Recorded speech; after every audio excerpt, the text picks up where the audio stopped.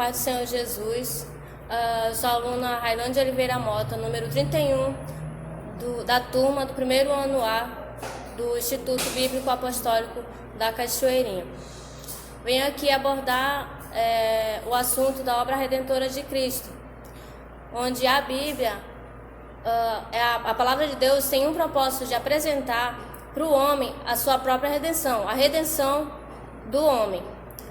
Deus possui vários atributos, várias qualidades que contribuem para essa obra redentora. Alguns atributos são a benignidade, o amor, a longanimidade, a paciência, os quais são inclusos nesta obra redentora. No princípio, Adão e Eva eram criaturas feitas, uma criatura perfeita, feita por Deus. No caso, eles não tinham conhecimento, eles não tinham inclinação para o pecado, eles não tinham o conhecimento, mas eles vieram a desobedecer. E depois que quando eles desobedeceram, eles vieram a pecar. E o pecado, ele afasta o homem de Deus, e foi o que aconteceu. Esse pecado foi como uma doença contagiosa, uma doença hereditária que contaminou a humanidade, que contaminou a sua descendência até os dias de hoje. E isso ocasionou a ira de Deus sobre o homem. Deus é misericordioso. Aí vem um atributo, uma qualidade que Deus ele expôs. A sua misericórdia e o amor, o eterno amor que ele teve, ele então pensou ele elaborou uma maneira de fazer com que o homem pudesse se achegar novamente para perto dele. No caso, ele criou as leis. As leis são regras que têm que ser obedecidas, têm que ser cumpridas, para poder ajudar. Essas regras vinham ajudar o homem a se salvar. Os 4 evangelhos, eles relatam o mesmo cenário, falam as mesmas coisas em relação à obra redentora de Cristo. Porém, eles tinham as visões diferentes, tinham linguagens diferentes, porque seria transmitido para pessoas diferentes, povos diferentes. Então, mas nisso tudo, apesar da diferença, essas pequenas diferenças, eles não mudavam o foco, que era pregar. Então, o Redentor foi Jesus. Ele pagou o preço, nos reconciliando com Ele, digamos, e recebendo perdão pelos nossos pecados. E aí entra a propiciação e a expiação. O que seria a propiciação? É um sacrifício que aplaca a ira de Deus, ela acalma a ira de Deus. Deus se encarnou, Ele se sacrificou para que a justiça fosse feita para todo aquele que nele crê. O homem teria sempre que oferecer algo para Deus por algum pecado cometido, para que a ira de Deus não viesse sobre ele. Mas o homem sempre tendo pecado por sua própria natureza, ele é incapaz de oferecer, ele seria incapaz de oferecer, de fazer a propiciação. E Deus, com tamanha misericórdia, com tamanho amor, sabendo que o homem é incapaz de fazer a propiciação, ele mesmo foi o próprio, fez a propiciação.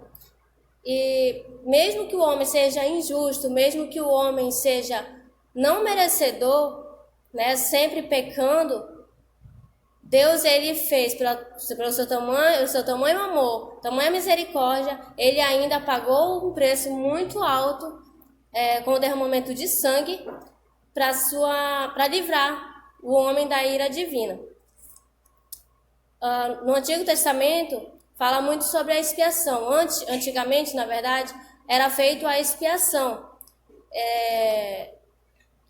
Deus, ele deu essa forma para que fosse pago os pecados, né, das pessoas. Então, eles tinham que ter um substituto como para fazer o sacrifício. No caso, seria um animal sem defeito.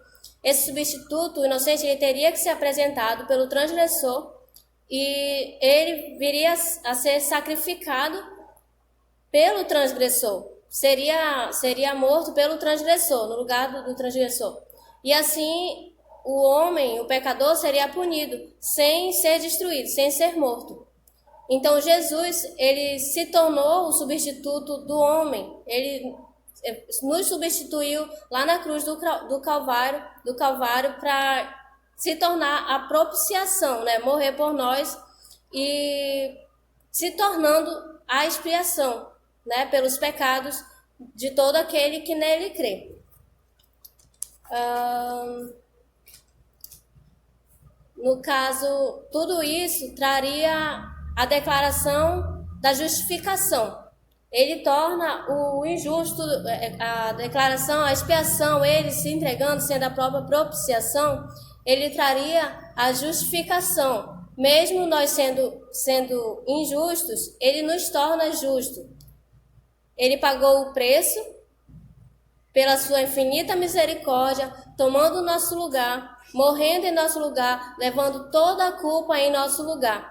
E através disso, nós recebemos a graça. Nós não somos merecedores da graça, né? Isso é um favor não merecido. Mas mesmo assim, depois disso tudo, Deus ainda nos trouxe para debaixo da graça. Amém? E nisso nós nos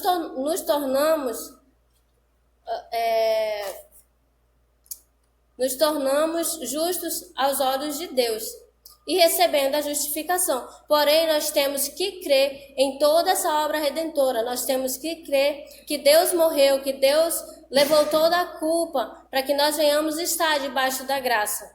Amém? A graça ela é um dom gratuito dado por Deus para nós.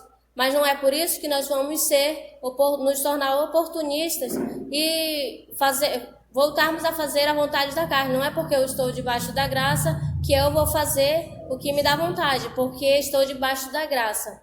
Eu tenho que fazer valer a pena a graça que está sobre mim. Amém? Nós humanos, cada ser humano, nós temos que fazer valer a pena a graça sobre nossas vidas. Amém.